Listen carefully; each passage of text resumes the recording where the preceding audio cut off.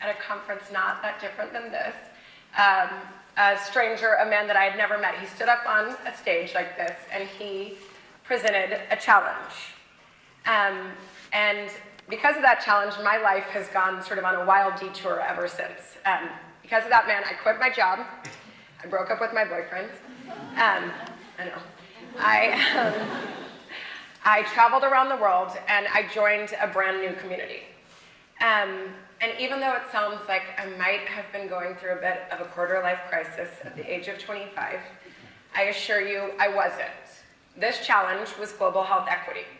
How can you make sure that people, regardless of where they're from or where they live, have access to basic health care so that they can live a very healthy and productive life? Well, my interest in global health had actually started a few years earlier. When I was 21 years old, I was a junior, I was a humanities major that wanted to be an architect, and I fell in love. And I fell in love with these things, and these are antiretrovirals. These are the pills that made going from being HIV positive, a death sentence, to just living with a virus. And I, like millions of people around the world, thought that they were a miracle, because they were. So that year, in 2003, I went to Uganda, and I went there particularly for the launch of PEPFAR, which was the President's Emergency Plan for AIDS Relief. It was the United States' huge taxpayer program focused on fighting HIV. And I went to the launch of this huge program. And at that launch, I sat next to this tiny little girl who was precious. And I had thought, sitting there, that she was 3 years old. And it turned out that she was 7. And she was so little because she had not had access to these. She was HIV positive. She was living in a very rural community, and her mother had dressed her up in her fanciest white and lavender dress. And even though she was too sick to stand, her mother, had brought her there because her mother knew what this represented for her. This meant that her little girl could have a future. And I never knew the details of this little girl's life. I never knew if she lived after that. But I knew that I was interested in working on the challenges that this little girl faced and changing the fate that was in front of her. And so I went back to school. I enrolled in as many global health programs as I could, classes as I could, and there were not a lot. And I threw my architecture career out the window. And I graduated, I moved to South Africa, I worked in a children's hospital, and I joined the UNICEF staff in Botswana.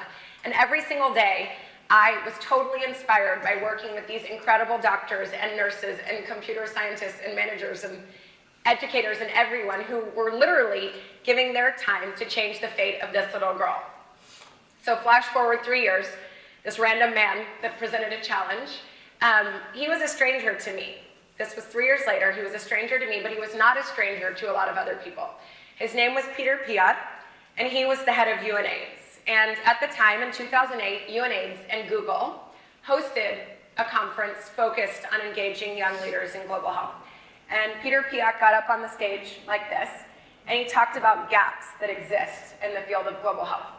So the fact that every year 500,000 women die during childbirth, that is a gap. The fact that probably everyone in this room knows someone that's passed away from cancer, or particularly cervical cancer, which is detectable and treatable, that is a gap in the field of global health. The fact that every year 1 million more people are becoming HIV positive is a gap. So Peter talked about all these gaps, and then he stood up on the stage in front of a lot of young people sitting at Google, and he said, so what are you going to do about it? How are you going to make sure that people in your generation are doing something about this? So he presented this challenge, and sitting in the audience was my sister and 2 of my current colleagues.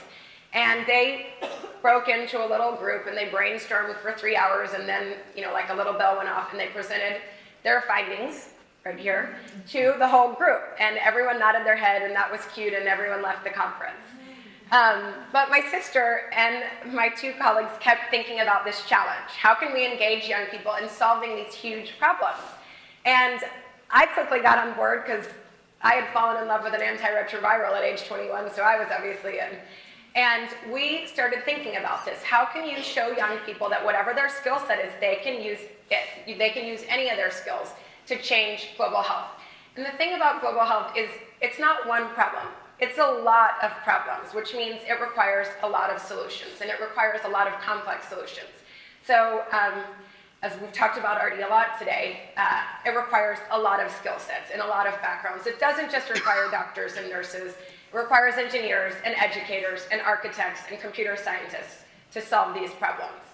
So we started brainstorming, and we basically met with anyone that would meet with us. And the thing that was pretty overwhelming is every single executive we met with, every student, every university president we met with validated the need to invest in the next generation of leaders in global health.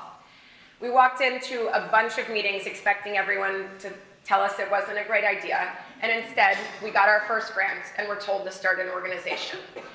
So the thing that was sort of great actually is when I had fallen in love with the antiretroviral, apparently a lot of other people had too.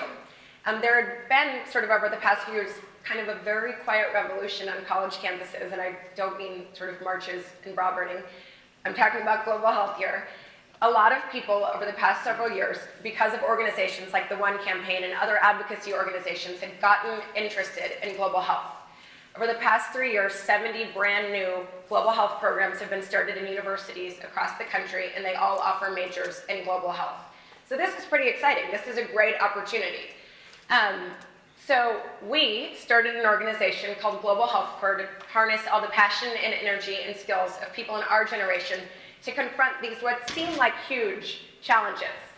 So what we do is we partner with existing nonprofits and government agencies like USAID, like partner nonprofits and government agencies like USAID, like partner government like USAID, partner government